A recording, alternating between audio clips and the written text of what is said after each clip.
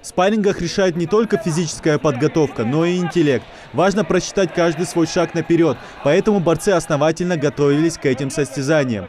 На ковре ожесточенная борьба за право выхода в финал. Спортсмены активно работают в борьбе, не желая уступать ни один метр на татами. Но спустя какое-то время борцу в синем Исламу Газикову удается завершить схватку уже в первом периоде. За счет чего ты сейчас смог?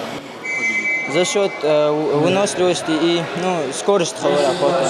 Тренеры, девушки, тренеры очень трудно уже кичун хаминусу. Вот хочу до конца сехор хада выступить. Учитывая масштаб проводимых соревнований, поединки проходят одновременно на двух татами. Каждому участнику дается по 4 схватки, по сумме которых и определяется чемпион. Каждый период длится по 2 минуты, ну а в случае возникновения спорных моментов судьи назначают дополнительный раунд.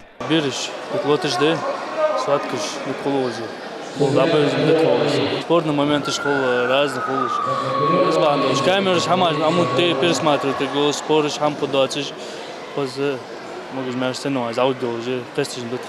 На очереди следующая пара участников, только возрастная категория уже повыше. Учитывая возраст и вес борцов, схватка обещает быть зрелищной. Все-таки на татами опытные соперники, показавшие себя не один раз на различных турнирах. По итогам 2 периодов победа присуждают кабардинскому борцу в синем трико. Все проходит хорошо, хорошие борцы, техничные, много красивых схваток видел. Первые 2 схватки нормальные были, 3-ю схватку надо отработать, над ошибками поработать надо.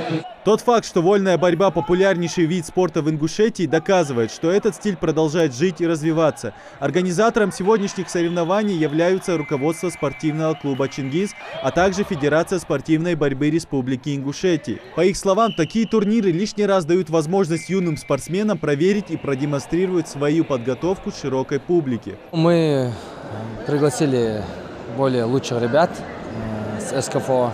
Приехали с Дагестана, с Чеченской республики, с Кабардино-Балкарии ребята. Наши отличные ребята тоже борются, показывают хорошую борьбу. Есть уже хорошая конкуренция. И мы намерены вот этот возраст дальше вести вперед. И чтобы у нас была хорошая сборная по молодежи, по взрослым.